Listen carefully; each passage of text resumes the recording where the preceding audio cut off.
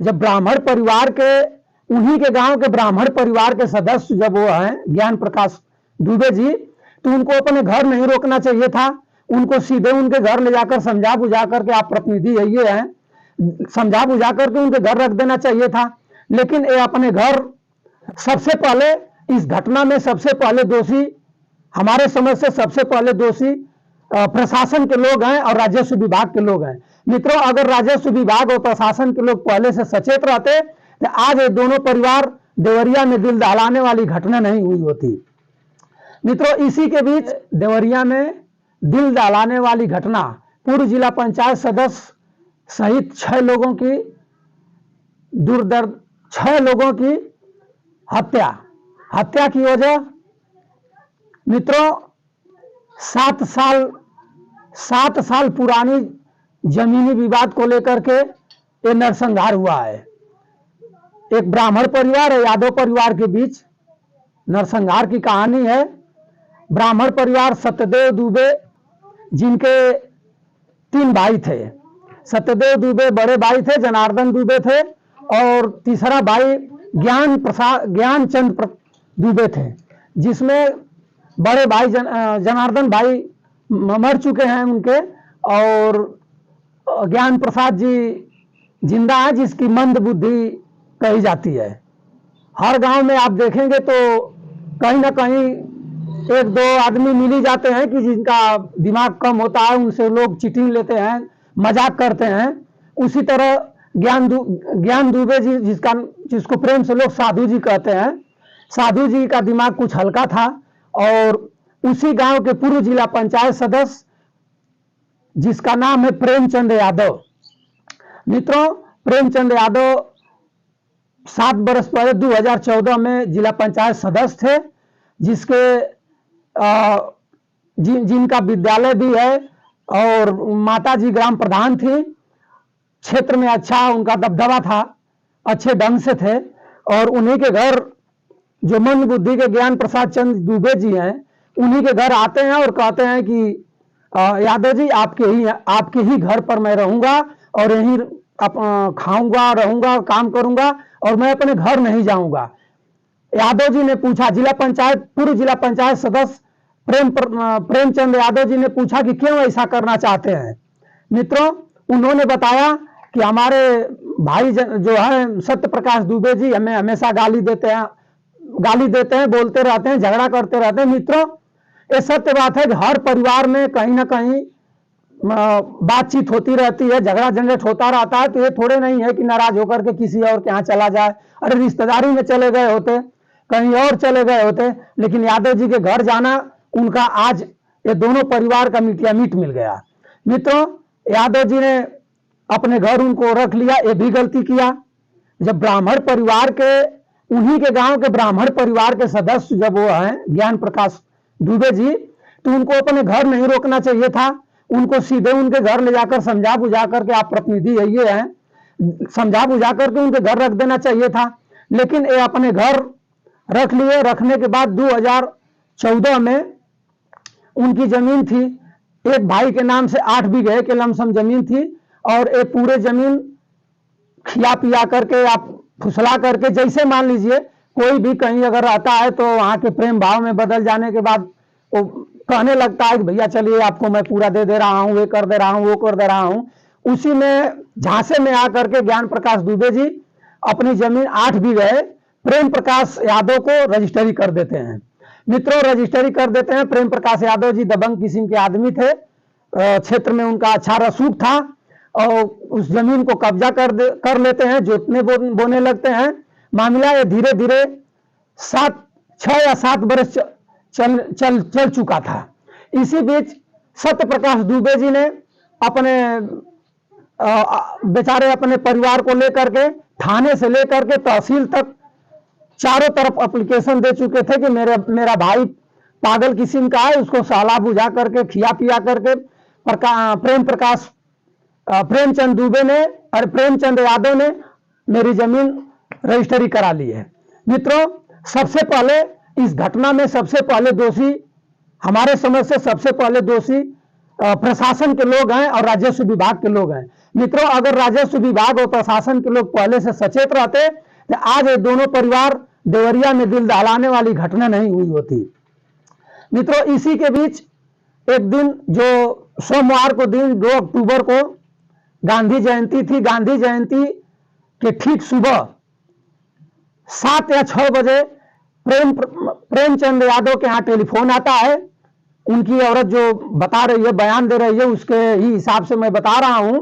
Telephone आता है और उनकी औरत चाय बना कर ले आती है, तब तक ये गाड़ी चालू करके चले जाते हैं खेत के पास जाने के बाद अपनी bike, Hero Honda bike Dubey ji के घर, सत्य प्रकाश दुबे जी के घर के सामने खड़ा कर देते हैं और उसी में कहासुनी होने लगती है। सत्य प्रकाश दुबे जी ने कहा कि अपने बाइक हमारे दरवाजे से हटा लीजिए।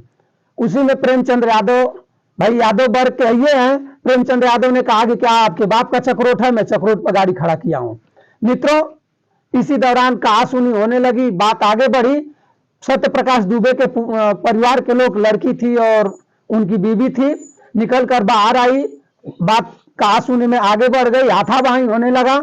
उसके बाद बात आगे चली गई। धारदार हथियार से प्रेमचंद यादव को सत्य प्रकाश दुबे के परिवार वालों ने धारदार हाथे से पीछे से वार कर दिया और इतना वार किया मित्रों, जब क्रोध आता है तो आदमी ये नहीं सोचता है कि आगे मुझे जेल जाना है, आगे इसको फिर क्या होगा, अंजाम इसका गलत होगा या सही होगा, ये नहीं समझ में आता है। मित्रों, उसके बाद इतना स्थिति बिगड़ गई कि प्रेमचंद यादव को वहीं ढेर कर दिया गया, उनकी मृत्यु हो जाती है। उसके बाद प्रेमचंद के घर उसी गांव के 2 व्यक्ति, यानी कोई भी व्यक्ति जब घटना सुनेगा तो उस गांव में अगल बगल चर्चा होने लगती है। उसी गांव के किसी ने फोन किया प्रेमचंद यादव के परिवार में कि अरे सदस्य साहब की यहाँ मारपीट होकर मौत हो गई। मित्रों, उसके बाद प्रेमचंद यादव के भाई देवरिया में पूरे परिवार के साथ रहते थे, उनको फोन गया। फोन जाने के बाद देवरिया से उन्होंने आया और आने के बाद गांव वालों ने और प्रेमचंद यादव के भाई 10, 20, 25, 50 के संगठन में होकर के, हुजूम में होकर के मित्रों सत्य प्रकाश दुबे के घर गए। घर जाने के बाद सत्य प्रकाश दुबे जी ने अपना दरवाजा बंद करके और अंदर घुस चुके थे। उसके बाद लोगों ने दरवाजा को जबरन तोड़ दिया। दरवाजा तोड़ने के बाद अंदर गया तो सत्य प्रकाश दुबे ने सामने आए और कहने लगे कि भैया क्यों हमारे साथ ऐसा आप लोग कर रहे हैं, माफी मांग रहा हूं, ऐसे ऐसे कहने लगे। मित्रों, उसके बाद ये लोग भी अपना चाकू, गड़ासा, लाठी, डंडा, जो भी माने उस गांव में जो भी जिसके हाथ में जो कुछ आ गया। मित्रों, जब आग भड़कती है तो एक बहुत कमजोर आदमी भी उसमें डंडा पाना लेकर निकल पड़ता है और वहां जाते हैं लोग, और जो लोग घर में जाते हैं और घर में सत्य प्रकाश दुबे को मार करके ढेल कर देते हैं। उसके बाद उनकी एक लड़की है, उसके बाद एक लड़का है, मैंने जो लोग भी सामने आए, पत्नी आई, सबको हुजूम ने मार करके गिरा दिया। तुरंत तत्काल उसी मौके पर सबका मौत हो गई।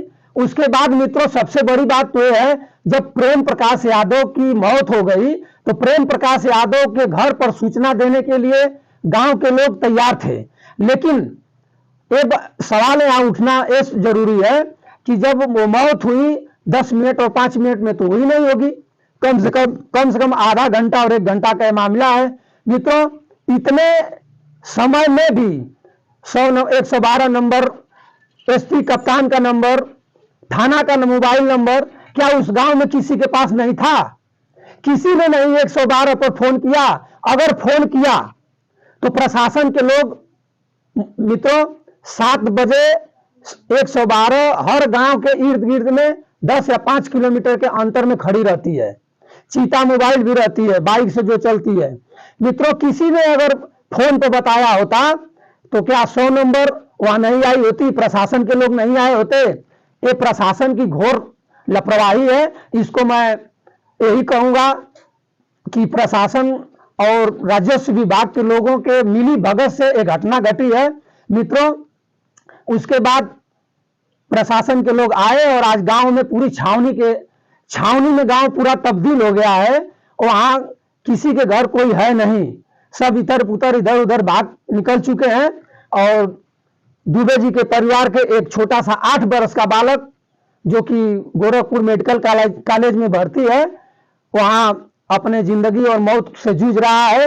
मित्रों, इसी के बताए कभी भी हो सकता है। इसके एवज में हमारे सूबे के मुख्यमंत्री माननीय योगी आदित्यनाथ जी आए और मेडिकल कॉलेज में उन नन्हा मुन्ना बालक को देखे भी हुए हैं, और उसके बाद सब प्रशासनिक अधिकारियों से सबको आदेश दिए कि तत्काल जाकर के वहां की पूरी मामला को जांचें और जांच करके उचित कार्रवाई करें। मित्रों, मैं प्रशासन के लोगों से यही कहूंगा कि शुद्ध रूप से जांच होनी चाहिए और इसमें निर्दोष लोग न फंसे। जो दूध का दूध और पानी का पानी हो, सही चीज हो। अगर प्रेमचंद्र यादव गलती किया है तो उसको भुगतना चाहिए। अगर सत्य प्रकाश दुबे गलती किए हैं तो उनको भुगतना चाहिए। मित्रों, जमीन वहीं रह गई और आज 2 परिवार एकदम मीटिया मीट के तरफ चला गया। इसमें 14 लोग 15 लोग प्रशासन के लोगों ने बता रहे हैं कि 15 लोगों को मैंने हिरासत में लेकर के जेल भेज दिया हूं। इस जेल भेजने से कोई काम नहीं चलेगा, इस पर उचित कार्रवाई करें। अगर प्रेमचंद्र यादव बाला भुसला करके ज्ञान प्रकाश दुबे से अगर जमीन लिखाई हो तो उस जमीन को प्रशासन, डीएम और रजिस्ट्रार को कह करके जमीन वापस कराई जाए और इसका उचित जांच करके, एक पक्षी न हो, उचित जांच करके कार्रवाई किया जाए। इसी के साथ मैं आपको सादर प्रणाम करता हूं।